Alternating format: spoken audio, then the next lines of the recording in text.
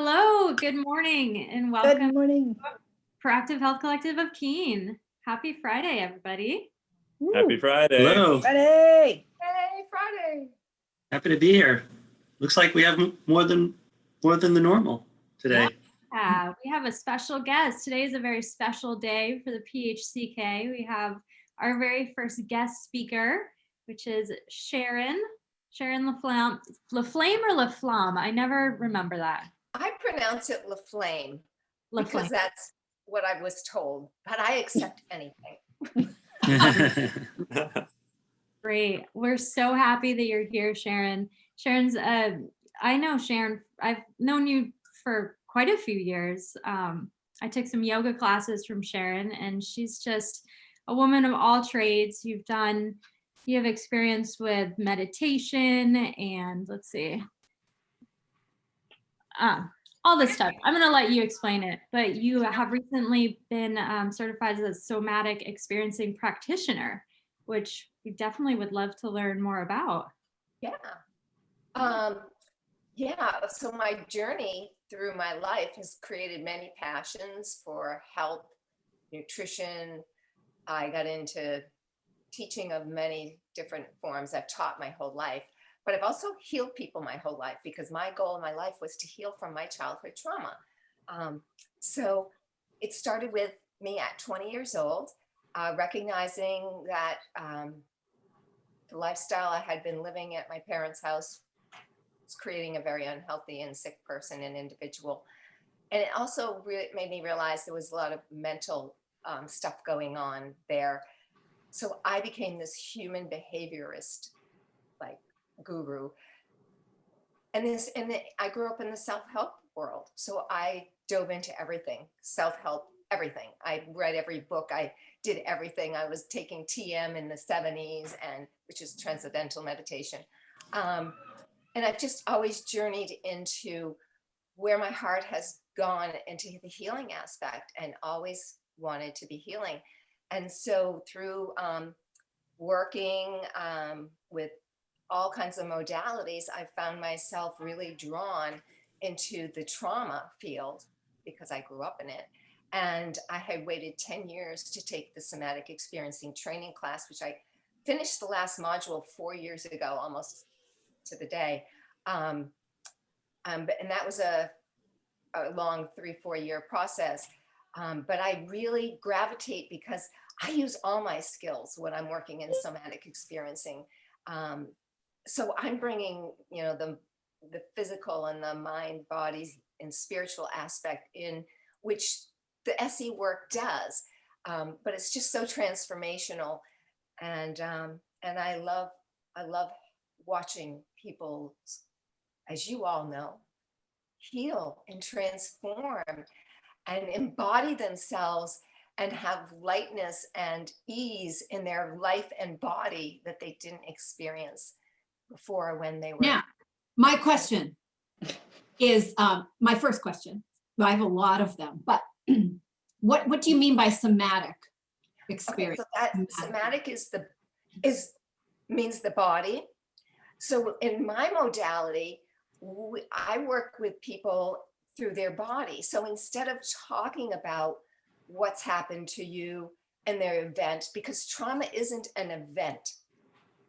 We are electromagnetic frequency beings. And our nervous system starts when we're a teeny little tiny egg, our head and our spine, and that sends electrical impulses. And trauma is when there's so much electricity in that nervous system that it cannot handle it and it overwhelms it. And that's when trauma happens, and it holds in the body because it wasn't able to complete the vibrational wave and release. And so trauma happens way more easy for younger people. And I think we'll be talking about why their nervous systems are so easily traumatized. They don't have capacity, they don't have resilience, and they don't have the ventral vagal system in operation, which gives us that capacity. So a young nervous system is really easily traumatized.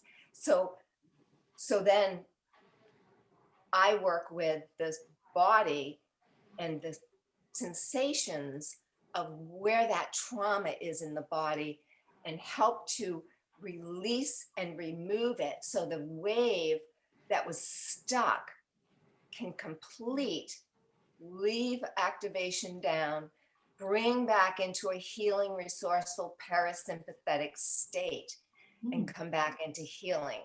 But it often happens, it has to come in increments too, in releasing, because it could just be too much, too fast releasing like it was in the beginning. So we carefully titrate and pendulate that body.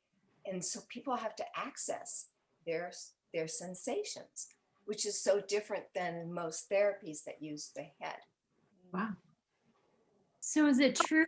It kind of sounds like the trauma, when it happens, when it overfloods this nervous system, it gets stored in the physical body. Yes, it does. And so we're talking about, you know, epinephrine, norepinephrine, adrenaline, cortisol. These things are so powerful, way more powerful than any pharmaceuticals. They get stuck and stored in the body. And that's where, you know, a lot of people and a lot of situations, maybe mental, physical, a lot of conditions can be tied back down to the trauma, because the body also stays at a very heightened state and it doesn't get back down to parasympathetic. So that makes it unable to get well. But all those chemicals are really strong. Those chemicals will make you pull a car off a kid. They're so highly, you know, charged.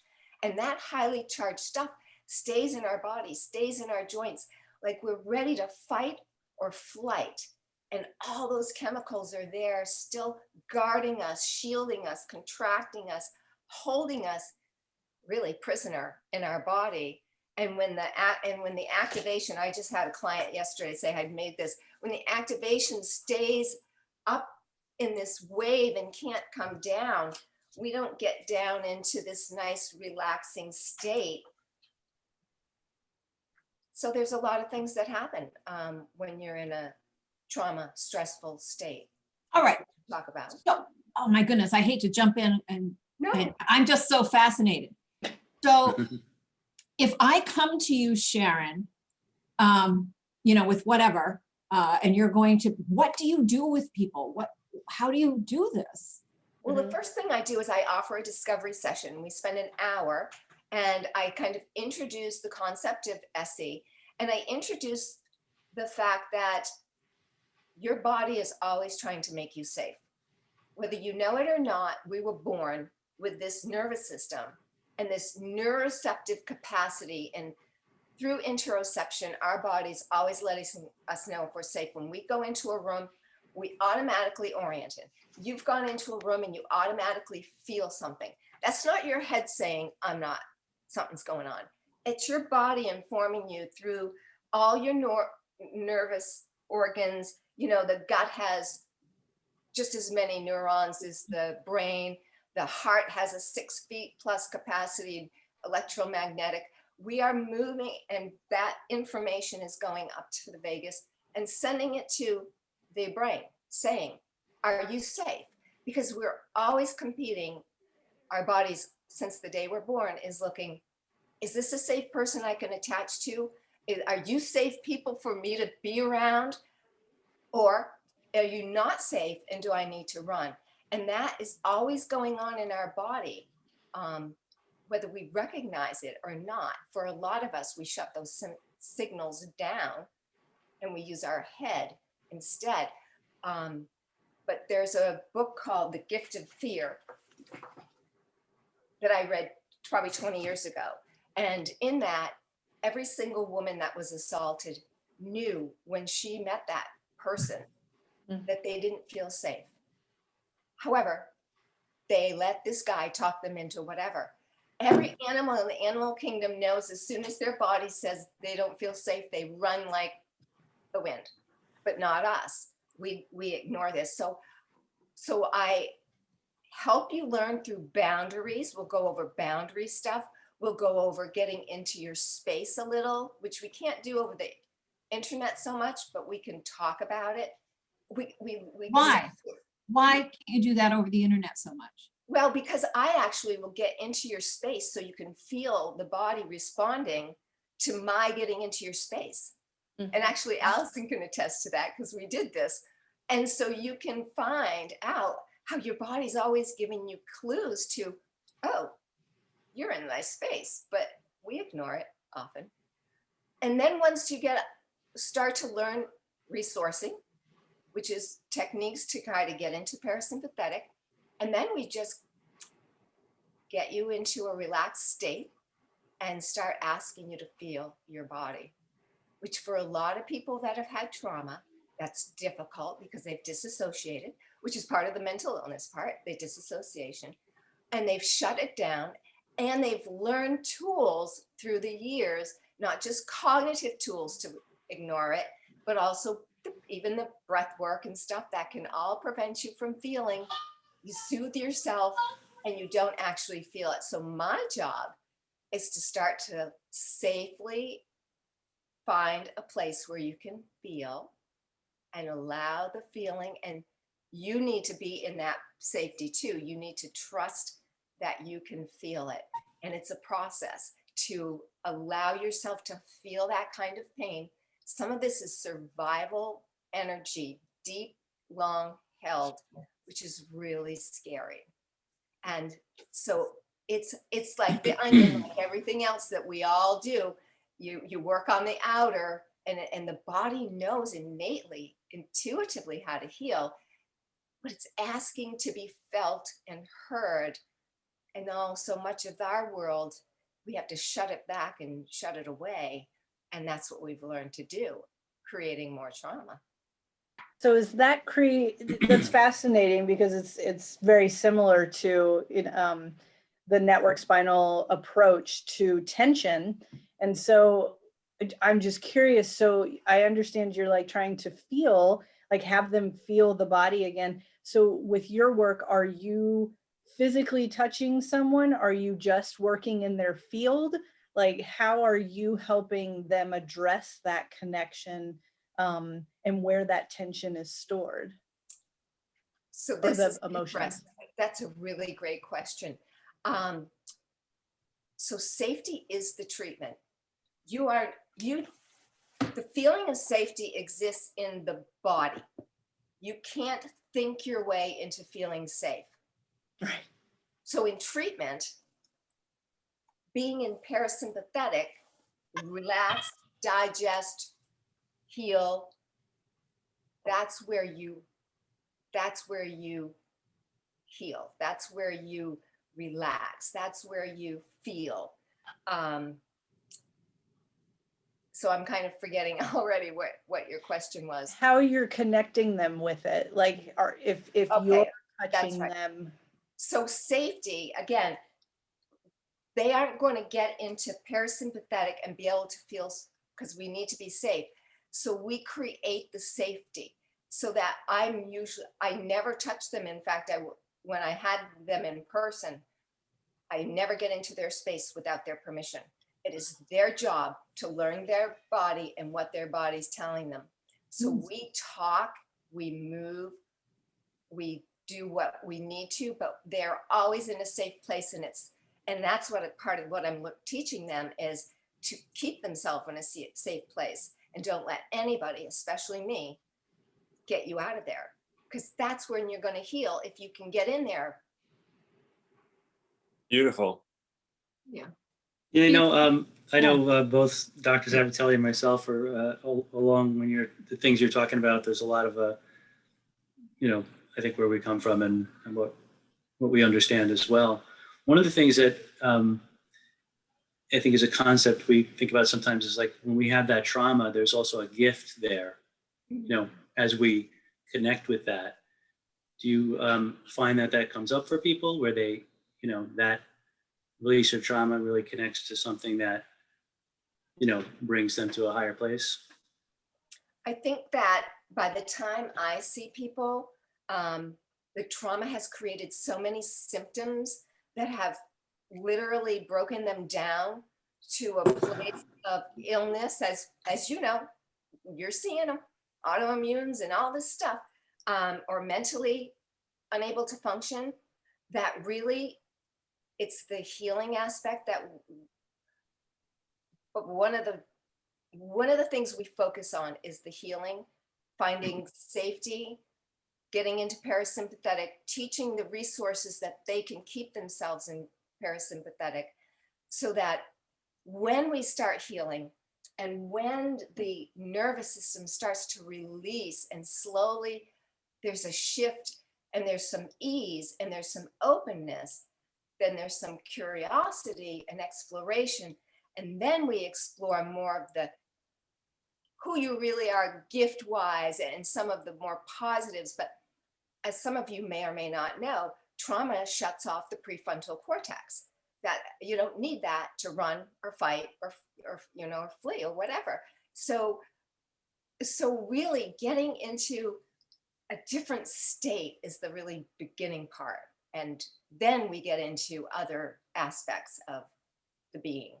I love so much that you're talking about state. I think that that's such an important thing, and maybe now more than ever, with where we are as a community globally and locally. And thinking about that parasympathetic and sympathetic, the fight or flight, the rest and digest, or the wine and dine, as we like to call it. Yeah. It's so important because the distortion happens as an adaptation, and then it's the facilitation of that fight or flight. I mean, that's really when the pathophysiology and all the symptoms start to show up. And you're absolutely right. I mean, we have to address those things first to be able to get to a point where we're whole enough to be able to then give that gift. And I think that, maybe in my paraphrase for Eugene, I think, if we look at the wound and then the gift and then what that is, I think, Sharon, you talked about, your quest. And I love that too, because we always say, put the quest back in question. So take what it is, that you're searching for and go for that, and that early on, this has led you to such an incredible mission. And I don't want to put words on it for you. I want to leave it free. And that this is having tremendous gift in the world, so that we can acknowledge that these things truly do shape us into what it is that we're here to do. And I think all of us that are on this path, and probably a lot of you listening, can relate to that these things really do turn into gifts in the world. The prefrontal cortex is about envisioning things and creativity, right? So if that's shut down, then you're Inability to really think and perform. I mean, that's where, in my opinion, and I can only know if there's been studies, but I mean, mental illness is created with this. We don't have access to our brain. There's a lot of research on that, just to back you up. There's a lot of research on that. Okay, so, and I'm not a research geek. I'm a healing geek. So I would have no doubt. Yeah, it's phenomenal. And we could talk about, like, one of the first things that happens, and the digestive system gets shut down, IBS, then that microbiome gets messed up. Then you have all kinds of gut issues. Now you have autoimmune issues because your gut's messed up, because that's where your immune system is. I mean, everything that happens in a state of survival and protection starts these rolling into illnesses and issues that eventually, over the years, send people into getting all of our help. I think there's probably a fair amount of research connecting, childhood trauma to illness as well, So It's wonderful on my website, but I also have it, the ACE Adverse Childhood Experiences quiz. There's only 10 questions, and they did this years ago, Kaiser Permanente, and like the first one, did a parent or other adult in the household often or very often swear at you, insult you, put you down, or humiliate you, or act in a way that made you afraid that you might be physically hurt? And there's 10 questions. And so that they found out, of course, this is old stuff, but this affects your adulthood, your longevity, your health, the rest of your life, depending on what happened to you as a child. And I'm going to just drop this in now because Allison had asked me to talk about it. So there's the autonomic nervous system. So all this neuroception, feeling safe, this all happens. Our body's giving us signals. We don't really do it any more than we digest our food and consciously do it. But the sympathetic is the drive, go, do, or get really activated. But parasympathetic has just dorsal vagal and ventral vagal aspects. This is the polyvagal theory. But when you're born, you have dorsal vagal and you have sympathetic. Ventral vagal, which is our ability to discriminate and have fluidity, capacity, resilience, the ability to smoothly transition into emotion or vibration. This takes a loving caregiver. It needs to be myelinated. It takes 17 years to really produce a very well created ventral vagal system. And so it requires constant attention by another caregiver. And again, that's why in childhood, you're so easily traumatized, because as a baby, you've got dorsal vagal or you're in sympathetic, and you really have to build and grow your nervous system, just like you have to build and grow everything else. So we're highly attuned and easily traumatized when we're very young. Yeah, we've learned that over the time as well. Like you know, with the research, like most of the tension that is created in the body, and like you're saying, just to piggyback what you're talking about, is really happens between the ages of 0 and 7, because like you're saying, you're only in the sympathetic, your limbic system, which is your emotional system. It's what most animals live in primarily. They have some, but we don't have the upper mind. We are just in survival mode. That's the bioenergetic, which is in our terms, just survival. And you can't be in growth and survival at the same time. So when you have the trauma that happens over and creates tension in the system, it's going to distort your nervous system in different ways, like whether it's up in the neck, whether it's down in the pelvis area, or anywhere along the spine. And it sounds like, you know, how you work with people is finding the safe point. We do the same thing. Like we're just teaching your body how to relax. Like you're okay. It's not that time anymore. It's not that story. And with network spinal care specifically, it's understanding that this isn't the time anymore. You can connect and you can let it go, and you can actually change the story in your body. And getting people on the table and just having them easily pay attention to a certain spot, just right here. It's looking at what is right, no matter what the trauma was, whether it was a physical, chemical, or emotional trauma. It doesn't matter what per se, what the actual trauma was, but it's connecting with it and allowing it to surface and be released, which through network chiropractic, what we do on the table, that's how we're focusing on it. So it sounds very similar. So I just am curious, like you're helping them create a safe space, and are you looking to like get rid of that trauma, or are you looking to turn it into something more useful, like an energy shift into something useful? So the modality of somatic experiencing is different from a lot of ways people practice, because we learn to, as you had just said, Tisa, feel that and try to like resolve it. Sometimes we try to rethink ourselves back to feeling like use our breath, which we know informs our brain and can change our physiology like that. But those don't necessarily heal it. We learn to override the tension. We learn to focus on it and then kind of override it and settle it down. And my goal is to find it in the body and actually release it, because it's tied in here somewhere along the wave of frequency of strong chemicals.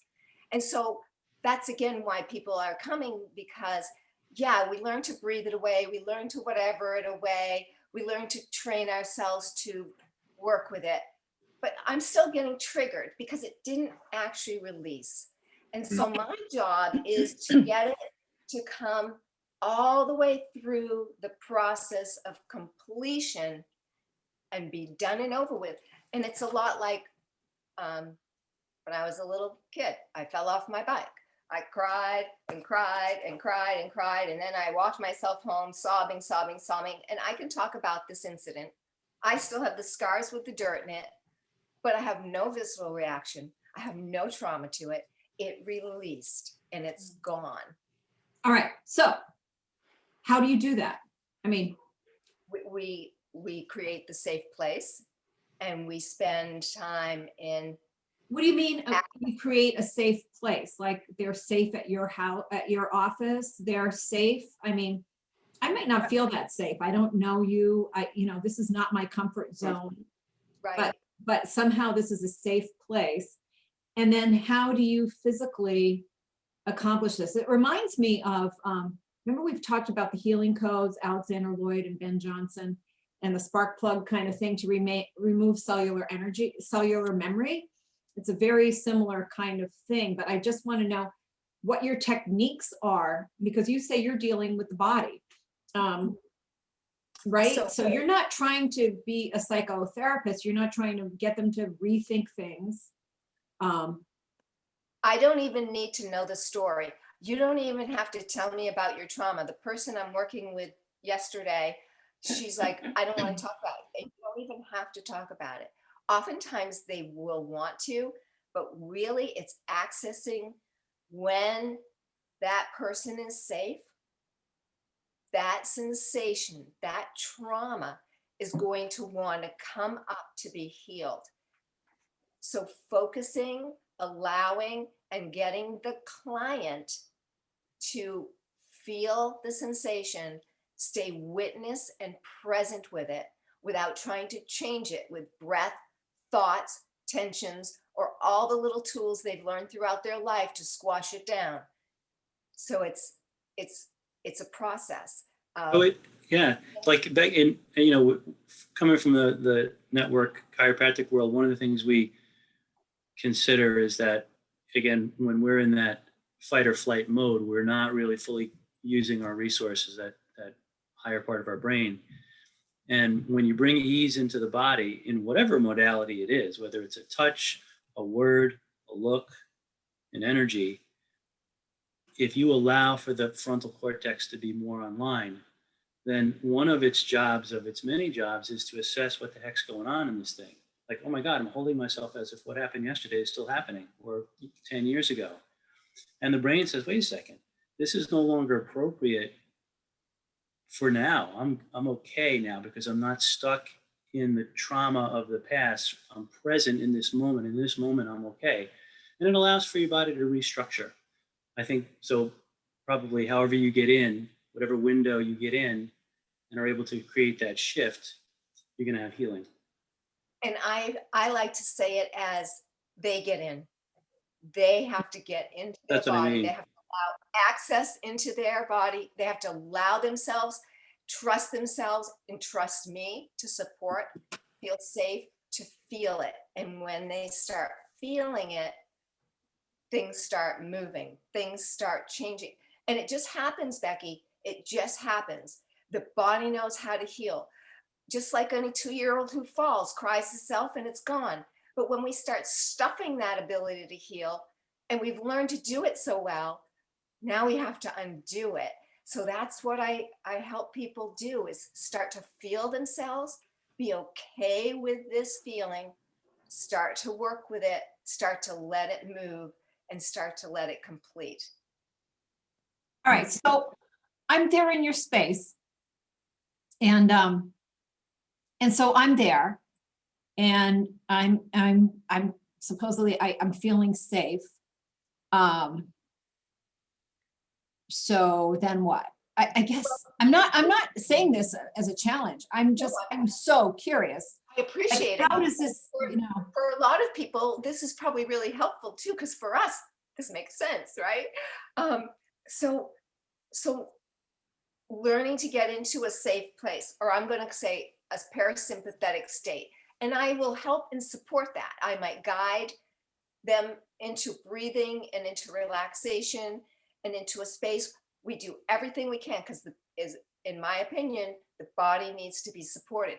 Do you need a prop? Do you need warmth? Do you need whatever you need? Light, dark, reduce noise. Because as we know, the limbic system is key to this.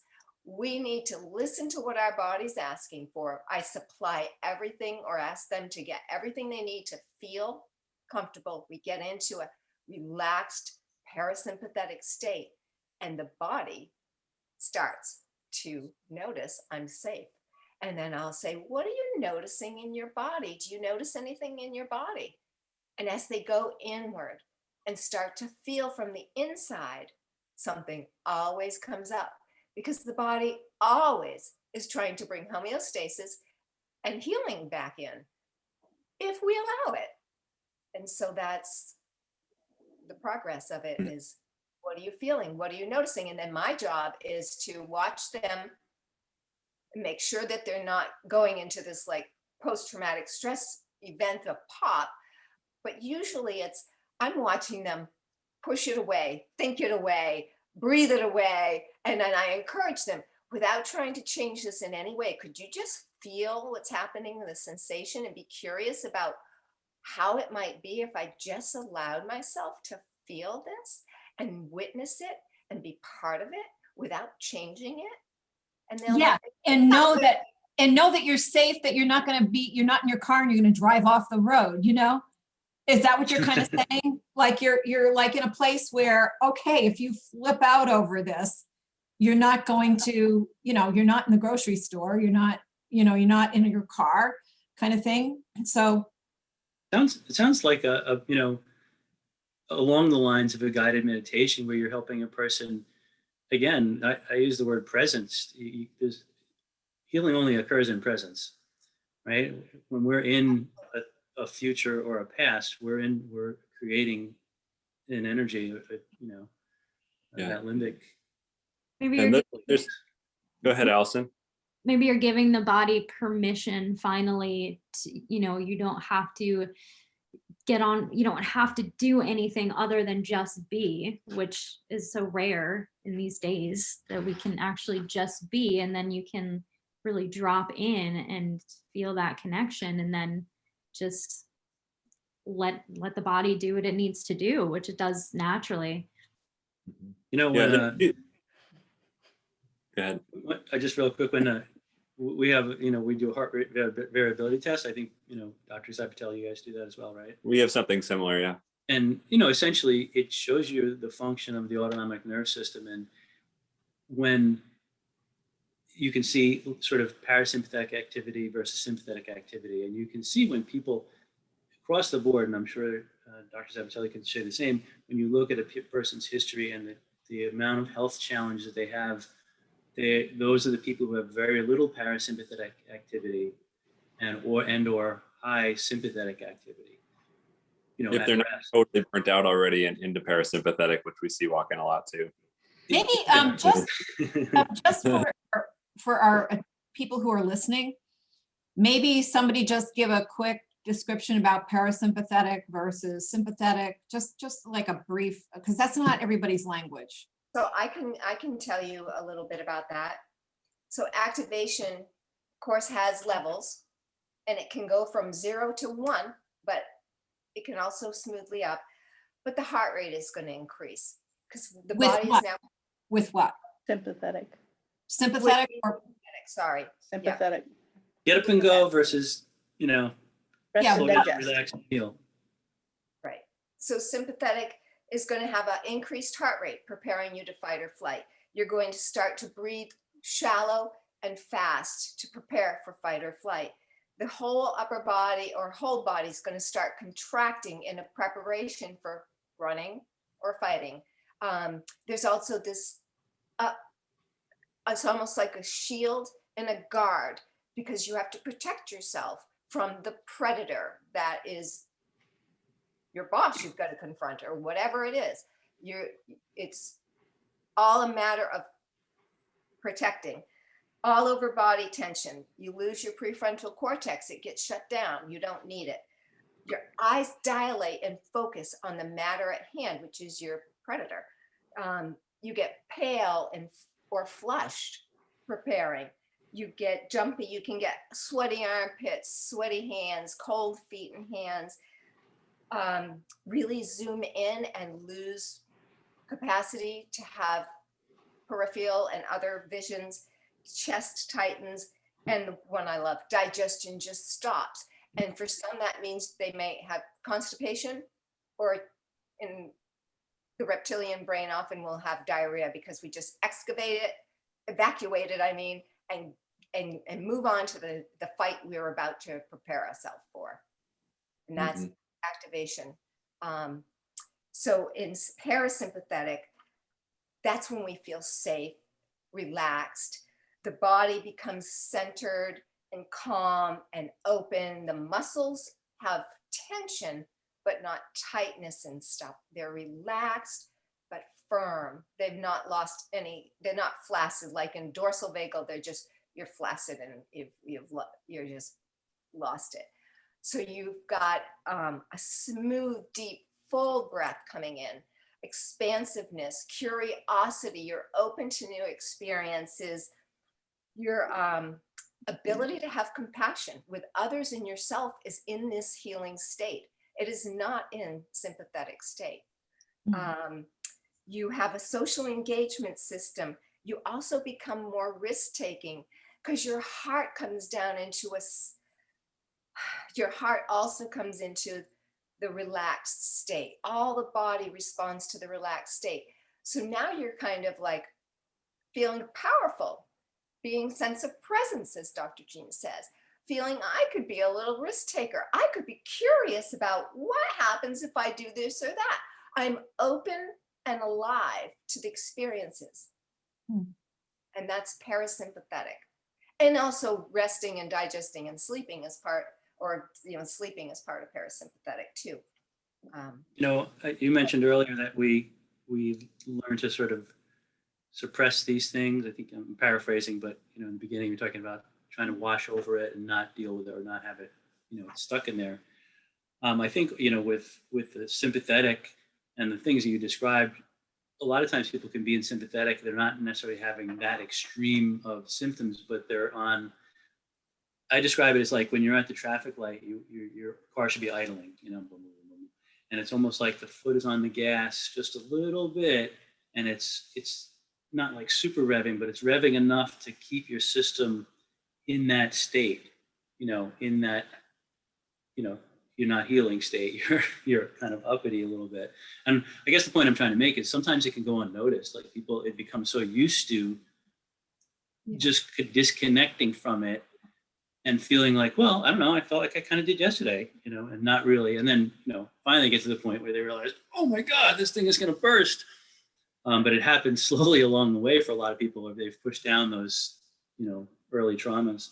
That's what we teach and learn too, is every time, especially if you're growing up or in a lot of traumatic situations, every time the trauma gets stuck, you don't come back down to parasympathetic. You come partway down. And then you might, the next time, partway down. And then you're living in a hypervigilant, constant state of which we call GIHA, global high intensity activation, where the body is just always on. I'm so glad you brought that up, Sharon. That's something that I think gets missed so often, that the sympathetic, your fight or flight, and the parasympathetic, your rest and digest, like they're married together. Like they have to stay within a certain bandwidth. And if it's elevated, your parasympathetic gets elevated, and that's all sorts of trouble. Yep. And that's where, like with Dr. Jean's description of the gas pedal, it is so true for people that have ventral vagal. But if you didn't get a great ventral vagal, you go from like here to boom, there, without the small gas pedal increases. Right. So just a little clarification. We've been saying a lot of like ventral vagal and, so that's really it. And if I'm, correct me if I'm wrong, everybody here, but I believe the ventrovagal, that's where the input comes in, right? So these are what we call efferent fibers, right? So that those are all of our sensory information. So it's tied into the limbic system, like you're saying. Well, both dorsal vagal and ventral vagal are parasympathetic, and they all have the efferent, 80% of the nerves coming up. Right. Because that's So that's the what we're talking about. We're talking about input, right? Yeah, what's coming Yeah. in. But we're talking about the vagus nerve. And I think that's something people need to, they might not be aware of that. So this is a very important nerve. It's one of the cranial nerves, comes Cranial down. nerve 10. From here, it comes down, it passes through the sternum. The vagus nerve is responsible for all of that stuff you don't think about, your heart rate, your digestion, all of that stuff. A lot of people have physical impairment to the vagus nerve because of hiatal hernia, because of this we've talked about it many times, the vagus nerve. So when people pass out a site of blood, that's called a vasovagal thing. Okay, so the vagus nerve is super important here. So what we're talking about is so multidimensional because there are so many things. One of the ways that cannabinoids work from cannabis is that the vagus nerve has tons of cannabinoid receptors along it. Okay, so we're talking about stuff that's really, really deep. And it's multifaceted. You could have, yes, you could have this and you could have had trauma in childhood, but you could also have a vagus nerve that's constantly just getting shut off due to your anatomy, right? And you guys in your spinal network analysis and acupuncture, you're dealing with freeing those things up so that you've got the gut brain connection or the body brain connection that the vagus nerve is so responsible for. So wow, I mean, Yeah, it sounds so simplistic. You just get the body in a safe space, you connect with it, and then you let it do its healing, right? It sounds like, that's great. I can just go home and do that tonight. But like Becky's saying, it's so powerful. Your body you're literally adjusting the tone of the vagus nerve, and the impact that the vagus nerve has on your organs and your nervous system is just incredible.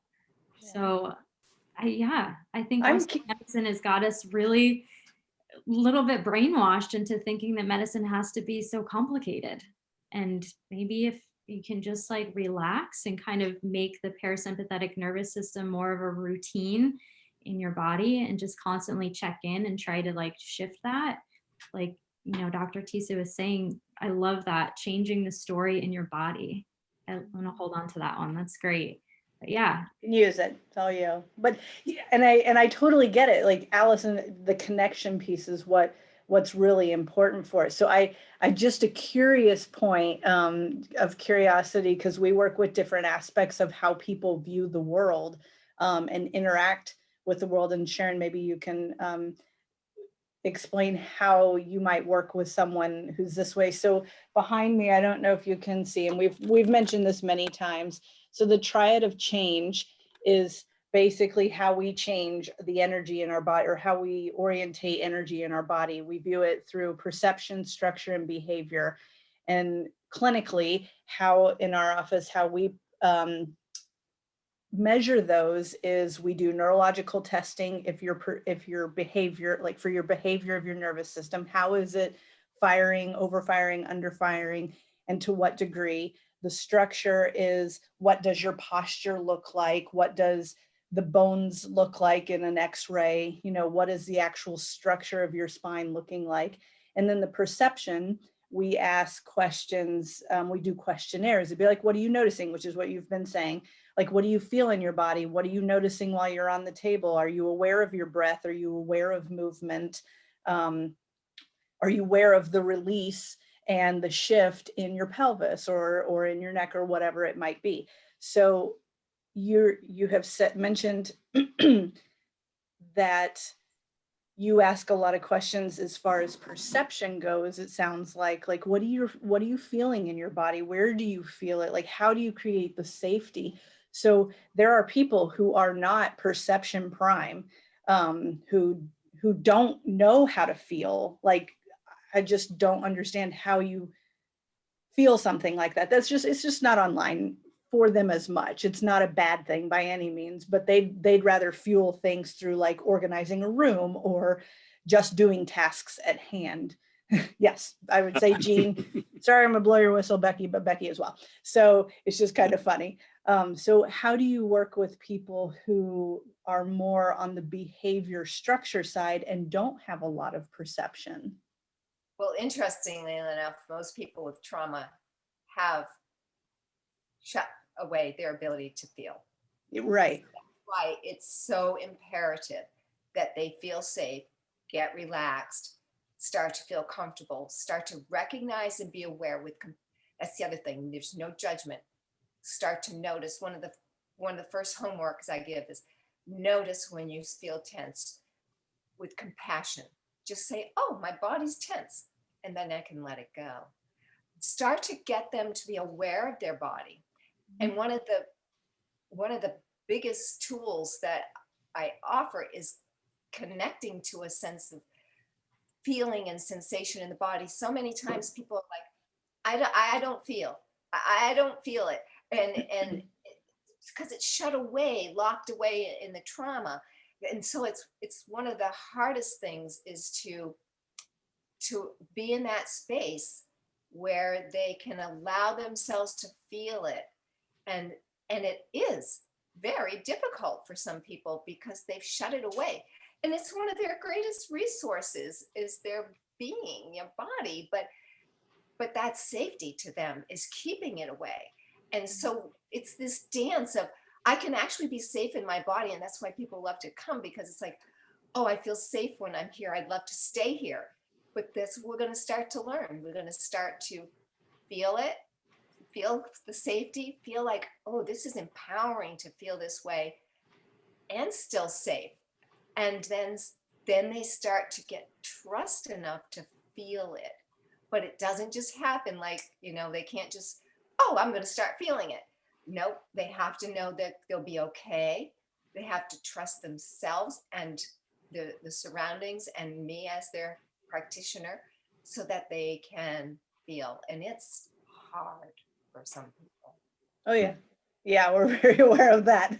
It takes a long time, Sharon. It takes, a long time. Or I'm really fascinated. I know because, and I'm sure the rest of our panel is as well. I would love to know more about, because you had to come to this. It wasn't like you had an epiphany and all of a sudden your issues were resolved or things. I'd love to know. I love biography. I would love to know more about how you experienced freedom and then, how you, and then also like, because this seems so similar to me of like I call the healing codes, where you say you're actually dealing with a physical thing. You're dealing with frequencies. You're dealing with what is described there as cellular memory and getting rid of that cellular memory. And it's not about just going back into your past and rethinking it and forgiving people and doing all this kind of thing. So I don't know. Does that make sense? My question sort of. I'm going to start and let me know if I'm not on the right track, please. So and you wanted to know about my journey a little. So first, to deal with my trauma, I got into physical fitness and this and that. I taught aerobics for years. I ran before people started running. I was the crazy lady in the neighborhood. That got rid of my, hyper activity, my high sympathetic drive. And while I was young, 20s, 30s, that worked really well. And I also got into, cognitive behavioral, psychosomatic type stuff. Yeah. What you think changes your chemistry. What you think changes the way you feel. Yep. That all worked. Da, da, da, da, da. And now I'm 50 something years old and I'm still not, I'm way better, but I'm still haven't finished it. There's still triggering. There's still stuff going on because I was just pushing this stuff away and helping it feel okay. But I didn't get to the root cause. And that's where and what I'm trying to say is the root cause is the trauma and all those chemicals and all this activation that's stuck in the body. And if it doesn't get a chance to complete, and this is frequency, every emotion is a wave. And when it's shame, and when it's pain, and when it's this, your body's dense and heavy. And when you're in love and joy and bliss, your body's light. But as long as this trauma is being held and it doesn't complete and release and heal and send the body down into a greater healing state of parasympathetic, I never felt really whole, really integrated. I felt like I was putting band-aids on things. Oh, I could make myself feel better for a while. But, you know, it wasn't a fix for me. And I have deep childhood trauma. So, you know, I'm a special case. Yeah. Well, you know, and that gives you A lot of us out there. not me. I'm grateful to say, I'm so grateful. You know, my big message is be good parents, okay? Be good people. Be good people to those around you and prevent these problems in the first place. Because, you know, our actions, they don't just affect us. And to think that you can. So by giving a child a wonderful, you know, nobody's perfect, right? But a really loving, my parents weren't perfect, but nobody was ever purposely mean to me. No. So I don't have any of that. I had, even this morning, I'm like just thanking God. I'm like, oh, it looks like I remember when I was 2 years old. It looks like that just outside right now. I have this wonderful memory. So I had a really good childhood. And to think, you know, that we can rob people, you know, by not being who we should be to them is, you know, it's important. We have a saying in our office, it's so much easier to raise healthy children than it is to heal sick adults. But that's why it's always, it's a cyclic thing, you know, and addictive people have a dysfunction and unhealed trauma. If it doesn't get resolved and healed, it continues on creating the same thing. So if you don't mind, I have a little list here. I forgot I had. Unhealed trauma can manifest as fixing others, people pleasing, codependency, external validation needed, living on high alert, fear or abandonment, deprioritizing your own needs, need to prove yourself, tolerate abusive behavior, attracts narcissistic partners, difficulty setting boundaries, OCD, addictions, chronic illness, especially autoimmune, chronic stress, anxiety, agoraphobia, chronic pain, IBS, mental, I mean, you know, the list can go on and on as how it manifests because the body hasn't been able to be in a healing state. And so then the next generation deals with the same. That's so important. That's so important to bring up. I mean, all that, the different ways the symptoms can show themselves and understanding the role of lineage in this stuff is essential. I'm so glad you brought that up. Mhm.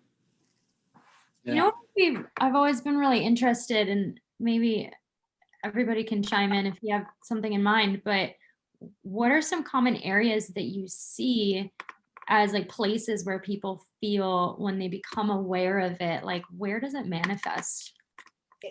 I often find they feel it in the chest area usually, and then or this in the gut area. Those are usually the first of awareness, and they're probably the most innervated, but that's where our deep fear and our deep, you know, rage can be held, you know, the liver, and so it often is there, and it rises up into the throat as it starts to move. Loyalty, I find, is like here, be somebody that's been had betrayal, but it's often right in here, which is just where we put our guard and shield too, as a traumatized person. You know, we hold this imaginary guarding so that we can't be hurt. Yeah, Well, to that's go back. exactly. Go ahead, Please. Matt. Oh, well, I was just going to say, we find the exact same thing, just to say that the heart, the throat, and I would also add the sexual center, the bladder area. That's the third one for us. Those three are the ones that show up. Yeah. Because remember the plumes, we were talking about the vagus nerve, right? So the polyvagal, you have the ventral and dorsal. So the vagus nerve comes out and there's plumes of nerves in each of those areas. So the breath work that we do, the somato respiratory work that is like the homework section of network care, we focus on not the throat, not the heart so much, but the plume of nerves, the bundle of nerves that's in between the two, where the collarbones come together, and bringing awareness there, bringing it right where the sternum, your breastplate, comes down and connects, and then over the belly button, which is, Sharon, exactly what you're saying. It's the chest and the belly, because those are highly innervated through the vagus nerve with those plumes of nerve, the bundle of nerves, and connecting the breath to that, as well as connecting the nervous system to those areas also. So yeah, 100% agree. Okay, so this is not like a great wrap up anything, but back in the conversation, Sharon, you were showing us the chart and the parasympathetic was running along and you had the hill. And then you mentioned about how you come down, you don't come down as far as you should. And then Matt, you said, that's a big problem, because now I think what you were saying, and I just want to clarify, is that your parasympathetic, when you're coming to your parasympathetic, it's not as down as it should be. It's not, is that what you were saying? Yeah. That, to make it super simple, yes. They're connected, they're married. If sympathetic goes up, parasympathetic's gonna rise with it. Not coming down to where you really should be at the bottom of the Creating parasympathetic. basically. Your parasympathetic now is here and it's not really that great, and that's where you come to. Right, so it's not creating a more essential baseline of health, or a baseline of healing, if you will. And that's what's so great about all of these root cause modalities that we're talking about. What you're sharing today, Sharon, I think the lens that a lot of us look through is one of the great benefits of this stuff is that you can reclaim that. Bandwidth and be able to settle back down in, like, oh, yes, please. There's hope. Yeah, you said one other thing I wanted to clarify earlier when Dr. G was talking about the heart rate variability, and that you could tell when the sympathetic nervous system was kind of on overdrive. Mhm. But you said something quickly like, unless they're tuned out or unless they're medicated. What do you remember? I didn't say that, but medication certainly can affect physiology and distort reactions and responses. Very readable. Yeah, it was something you said, Matt. I'll rewind later. Something that actually I'm starting to look at that, like, how are the medications affecting the system? And you can honestly, like, once you get to know someone's system and you have enough data, like, you can even kind of tell if the medication is doing its job or if the other physician's off the mark. Yeah. Yikes. So there could be an opportunity for more research there.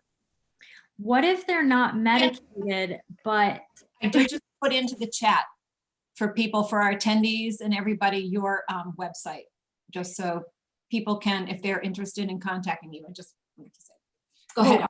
What if you're not medicated, but if you were completely sort of detached from your emotional state, say you like stuffed all this trauma really down, would your heart rate variability like tell the real story? Or yeah, I mean, and there's more to it than just heart rate variability. When we start looking at the interface with neurological and cardiovascular to see what's really going on. But the answer is yes, absolutely. These objective measures will show this stuff, and you don't need the objective measure to know what's going on. Yeah, I think of any test or lab, there's an interpretation to be made, and you take that and you couple it with other interpretations and you formulate, what's going on. But I think, what I said was, when we look at these heart rate variability tests, I absolutely see a correlation between a test that is showing a person not getting enough healing and the amount of symptoms and the degree of which they've lost their health without question. That's a great way to put it. Yeah. I have a question. So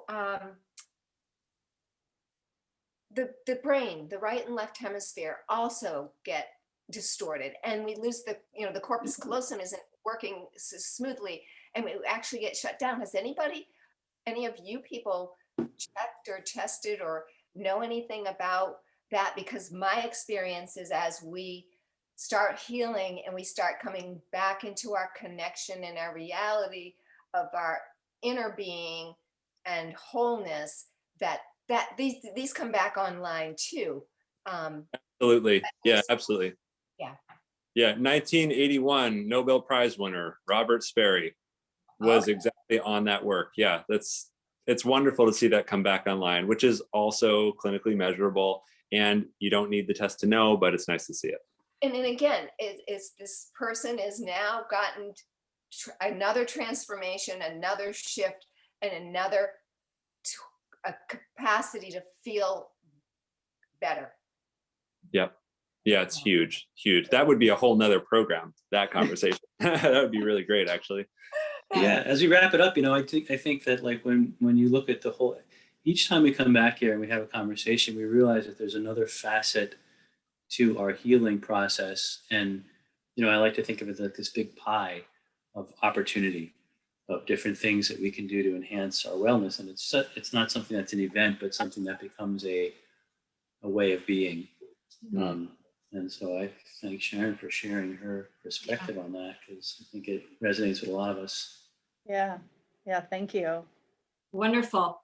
I do want to say I had some feedback from a attendee last week saying he'd really like to hear from us about what we do. What are the diets we follow? What do we do for exercise personally? What do we do for ourselves? And so I'm just throwing that out there. He would like to see us talk about that maybe one time. So Yeah, we had a similar episode at one time that was pretty popular. So yeah, we can revisit that. Yeah, self-care. Right. You know what? It's like there's anyway, not getting too far into it, but right now, mid-February, like we're all in the danger zone. Like this is when people drop their New Year's resolutions. There's not much sun. They're not eating right. They're going to end up making the same resolutions in 2022. So just real quick on that, like now's the time to be stepping up the self-care. Don't go down. Not now. yeah. Well, he asked Hold the me. line. He asked me that, and I thought, oh my God, we got pizza one night, we got burgers the next night. We did this.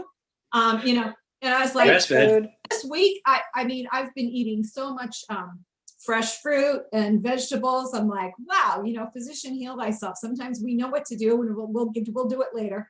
But so I've been just the opposite. This week has been really good for me. A lot of fresh, colorful food.